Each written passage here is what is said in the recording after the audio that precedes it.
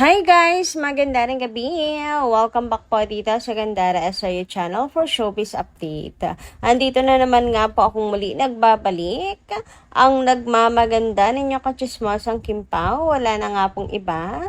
Ang lokaret na si Gandara SRU upang magatid po sa inyo ng latest update and fresh happenings patungkol kina Kim Chiu and Paula Avellino. And para nga po sa gabing ito, ang tatalakayin naman natin mga kakimpaw at pag-uusapan ay mayroon nga pong kinalaman na dito sa ganapan ni Chinita Princess ngayong araw mga kakimpaw, lalo na before nga po siya mag-showtime.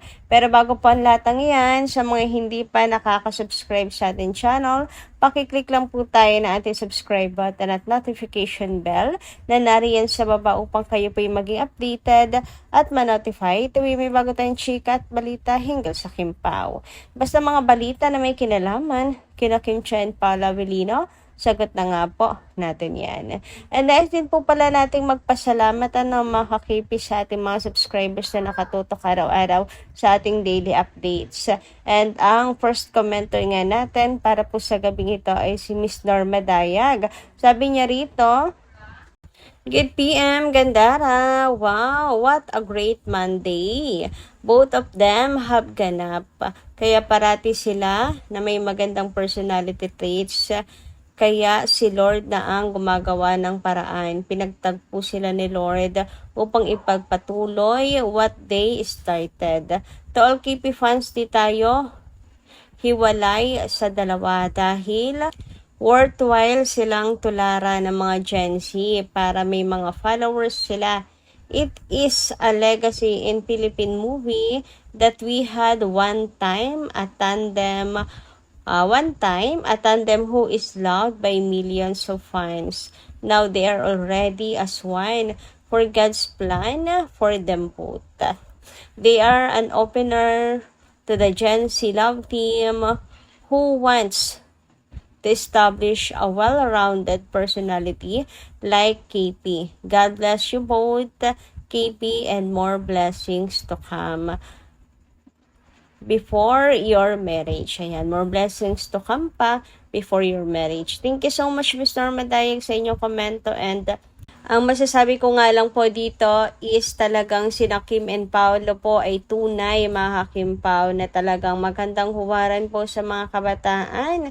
Talagang silang dalawa po mga kakipi ay may mga magagandang ugali na dapat talaga pong gayahin ng mga Gen Z. Ang pagiging matulungin, ang pagiging generous, ang pagiging madasalin ng Kim Pao at higit sa lahat, pagiging hardworking nilang dalawa, yet napaka-humble mga Kim Pao. Kasi marami ngayon sa mga kabataan ang talaga naman mga Kim Pao na masyadong lumalaki agad ang ulo mga kakipi. Kaya dapat talagang maging huwaran nila, maging idol nila si Kim and Paolo. Samantala, dumako naman tayo mga kakimpaw dito po sa mga nasagap nating balita ngayong araw na to. And unahin na nga natin pag-usapan ng tungkol nga po dito mga kakimpaw sa bagong collection ni Chinita Princess para po sa kanyang House of Little Bunny mga kakimpaw na bukas ay ipapakilala na po niya mga kakimpaw. So ito po at may ilan ang inilabas na larawan si Kim sa kanya pong ay papakita bukas na bagong collection mga kakimpaw. And super ganda dahil ayan, nagustuhan rin po ng mga Kim Pao fans ang design. Sabi nga dito, love the loaf bag as a mommy na parang bit-bit ang buong mundo for the needs of our anakis. Feeling ko, kasya lahat dito. And the best part, it still looks small and stylish, which makes it even more maganda. I wonder what other colors this comes into.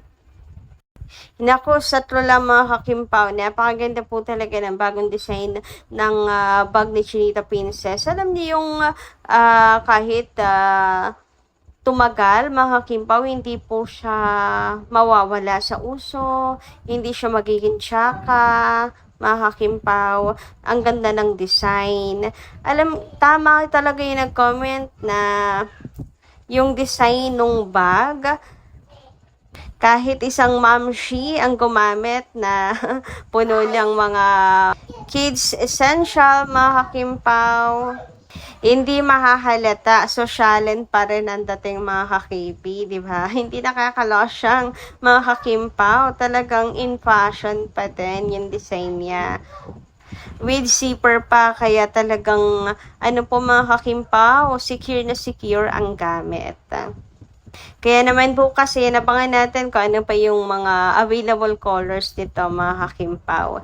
Anyway, dumako naman po tayo dito sa next topic natin ngayong gabing ito at pag-usapan ng tungkol nga po dito na photoshoot ni Kimi na kanyang isinare sa kanyang social media account. Nako, itong isang picture na to ni Kimi na nakatalikod ay same. Parang pamilyar, di ba mga kakimpaw? Pamilyar din ba sa inyo? Kasi sa akin, super pamilyar. Kasi same po kay Paula Avellino, mga kakimpaw eh. Tingnan nyo naman yan. 'Di ba? Same. Yung ano po nila. Siguro isa lang yung taga-picture nila. Yung kay Pau, si Kim ang taga-picture.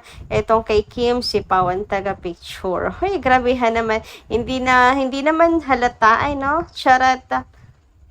Anyway, dumako naman nga po tayo dito sa next topic natin sa gabing ito. At ito nga po ang pinaka-highlight ng ating update para sa gabing ito. Patungkol nga po ito sa ganap ni Chinita Princess kanina bago po mag-showtime. So, si Kimi po pala ay nag-workout po muna. May workout palang naghanap kanina mga kakimpaw. So, dito may kita niya na si Kim lamang po ang nasa larawan mga kakimpaw. And grabe talaga si Kimi, no? Maliit man sa inyong paningin, pero napaka-strong niyan, mga kakimpaw. Kita nyo yan, di ba? Wag niyong mamaliitin niya si Chinita Princess. Kaya talagang strong, independent woman yan eh, mga kakimpaw. At anyway, ayun nga, syempre, mga fans hindi po mapapakali sa pagsusoko, mga kakimpaw, kung may kasama ba siyang pogi dito. And ayun nga, mga kakipi na, NBI na. Na pag-alaman nga mga kakimpaw na talagang hindi po siya nag-iisa dyan. Sapagkat kasama niya kanyang poging asawa. Makikita nyo nga dyan, asawa talaga. Huy, grabe ang ating bibig, talagang walang preno. Ang kanyang, partner. So, ayan nga mga kakimpaw. Nasoko nga po ng Kimpaw Lanchas. May pogi doon, no? Nahagip. Wala talagang lusot, no, mga kimpaw? Mga kakimpaw. Yung tipong kahit ang labo-labo ng mga mata, ang bibilis pagdating kina Kimin Paulo, bay kitang-kita talaga, mga kakipi. So, in-screenshot na lang po natin yan para makita nyo po agad. Kasi masyadong maliit yan, mga kakimpaw eh. So, magkasama silang dalawa mga kakipi mag-gym. Ibig sabihin lamang po nito ay deadma si Kim and Paolo sa cheating issue. Alam niyo na, meron lang po nung kasama or meron lang pong babae sa paligid ni Pao. Kung ano nang nasa isip nung iba na napaparaning mga kakimpaw. Pero wala, deadma bells po sila sa issue na yun. Kasi malinaw naman po sa isa't isa mga kakimpaw na wala lang yun. Talagang yung iba lang gumagawa ng sarili po nilang sakit sa ulo. Anyway, dumako naman tayo dito sa ilang comment na napili pa nating basahin ngayong gabing ito. And mula po ito kina Madam Rosemary Diano. Sabi po niya rito, matured na kasi ang dalawa kaya isip ang sinunod nila. Alam na nila ang anong tama at mali sa relationship. They know how to control their feelings and to let go compared nung bata pa sila. Si Paolo, laking isip yan eh. Kaya nga pinipili niya yung gusto niyang makasama at ligawan. Kung dapat ba o hindi. Well, Kim knows how to use her mind already. Kung pinili niya si Pao kasi yun ang dapat. Kahit kasi in love siya kay Pao, kung hindi nakarapat dapat, pwede na niya i-let go.